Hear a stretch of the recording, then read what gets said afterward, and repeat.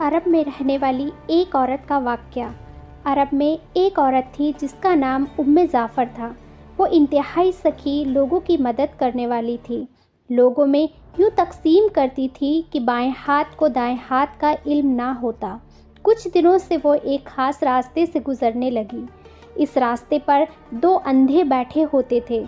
یہ دونوں صدائیں لگاتے۔ ایک اندھا کہتا، یا الہی، مجھے اپنے فضل و کرم سے روزی عطا فرما۔ دوسرا اندھا صدا لگاتا، یا رب، مجھے جعفر کا بچا ہوا عطا کر۔ جعفر دونوں کی صدائیں سنتی تھی اور دونوں کو کچھ نہ کچھ عطا کرتی۔ جو اندھا اللہ کے فضل کا طلبگار ہوتا اسے 2 دینار دیا کرتی، جبکہ جو اندھا جعفر کا طلبگار ہوتا اسے وہ ایک بھنی مرغی عطا کرتی۔ دلچسپ بات یہ تھی کہ جسے بھنی ہوئی مرغی ملتی وہ اپنی مرغی 2 دینار میں دوسرے اندھے کو بیچ دیا کرتا تھا۔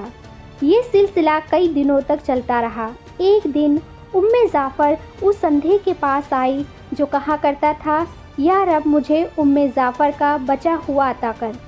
جعفر نے اس سے پوچھا، کیا تمہیں 100 دینار ملے؟ اندھا حیران ہو گیا اور بولا، نہیں، مجھے تو ایک بھنی ہوئی مرغی ملتی تھی جسے میں 2 دینار میں بیچ دیتا تھا۔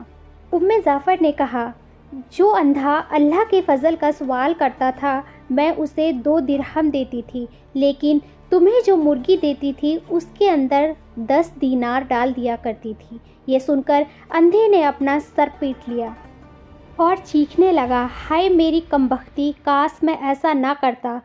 جعفر نے بڑی نرمی سے کہا، یقیناً اللہ کا فضل طلب کرنے والا کامیاب ہے اور انسانوں کے فضل کا طلبگار ہمیشہ محروم رہتا ہے۔ بے شک